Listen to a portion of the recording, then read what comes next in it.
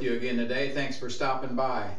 Before we get into today's lesson, let me just say that if you have a question on any of these things I'm presenting, please send me an email at YourGoffPro@gmail.com. I had a comment that included a question, and by the time I had answered it, I'd gone about 300 characters longer than the space available. So if you send me an email, that'll give me room to write a book. So I'd appreciate that. Also, if you would comment, rate, and even subscribe to this channel, it would be terrific. I love to teach, and I hope that so far I've helped you find some improvement in your game. But what we're going to do today is start the series on Give It the Gas. If you remember, I said 80% of all your mistakes happen before you start to swing the club. Well, we're going to take care of as many of those mistakes as we can. And giving it the gas, G-A-S, is grip, alignment, stance, or setup, whichever way you want to call that. But it's all about how to put your hands on the club, and then how do we align the body, align the club head, so that our shots are going to go somewhere near where we want it to. And then with the stance, are we in a proper position before we even start to swing? So you'll at least look like you know what you're doing. Once you start to swing and coordination comes into effect, it can be a little bit tricky there, but we'll get into that more later also. So the grip, how do you put your hands on the club? I guess what I'm going to teach you is how to grip the grip. To begin with, we've got to remember that golf is all about leverage, and all levers need a fulcrum. And so what we have to have is a good solid fulcrum. That is the heel of the hand. This bone right here needs to be your fulcrum.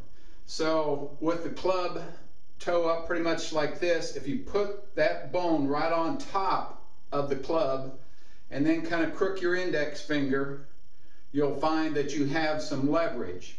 Another way you can kind of tell where your hands belong is if you just let your arms hang nice and relaxed from the shoulders, you'll notice they naturally turn in just a little bit at the hands. So if you've got your left hand, if you're a right-handed player, you got your left hand just hanging relaxed, and you put your hand on the club with that bone on the forward-facing portion of the club, you'll see we end up in very much the same position.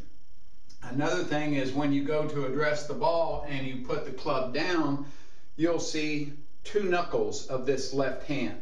So if you get any stronger, it's moved this way, so you see more knuckles. A weaker grip moves it the other way, so you see one knuckle or barely anything at all. That is not what we want for most common shots. Now remember, I'm dealing primarily from the standpoint of being once a week golfer, just a part-time golfer. If you're going to practice an awful lot, you can make variations in this and be able to develop your own style. But for the general public, most often used, we're going to go with the left hand being on the club. Now another thing important is, like I said, we don't want a soft fleshy fulcrum. We want the bone of that left hand on the top of the club.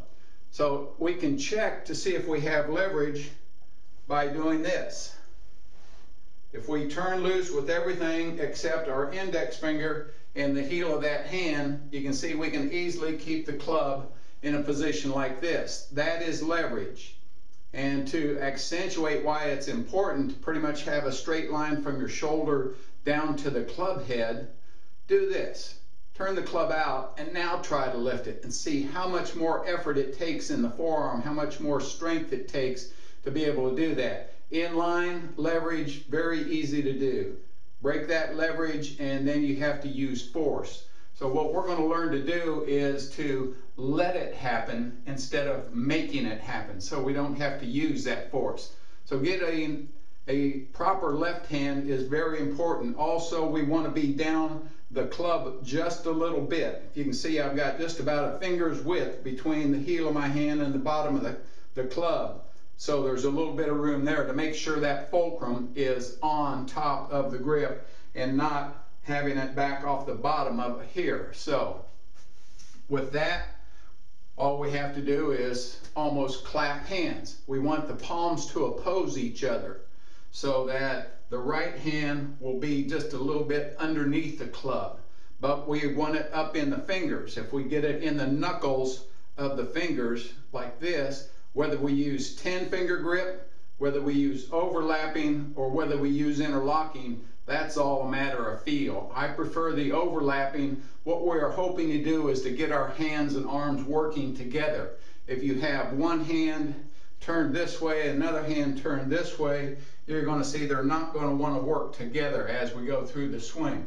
So, heel of the left hand on top, crook of the index finger underneath, kind of clap hands, take the overlapping, interlocking, or even the 10-finger.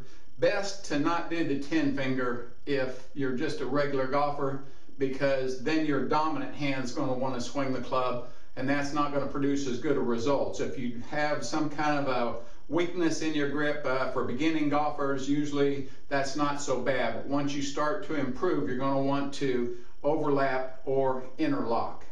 So with that, right hand opposes in the middle of these knuckles here, and then we just kind of set the right thumb, the fat pad of the thumb, down on top of the left thumb. So we end up like this. Once again, a little bit of a trigger finger with the right hand, right index finger. The thumbs are at about a 1 o'clock position for the left, able to see 2 knuckles. Getting the right hand on there, in the fingers, just kind of setting it down on top of the left. The right thumb will come over and just touch the right index finger. So we're going to end up somewhere in this neighborhood. If you do this each and every time before you even think about trying to set up your shot, your alignment, it's repeatable.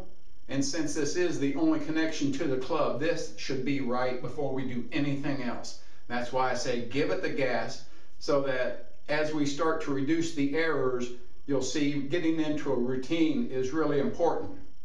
So any questions on that, like I say, please email me. Anything else that you'd like to comment on, just know we're going to get into the alignment next time, then into stance, setup, posture, whatever you want to call that, how your body is as you address the golf ball. And then we'll get into swing mechanics. So I look forward to talking to you again very soon. Till then, remember, if you're going to miss them straight. Thanks. Have a good day.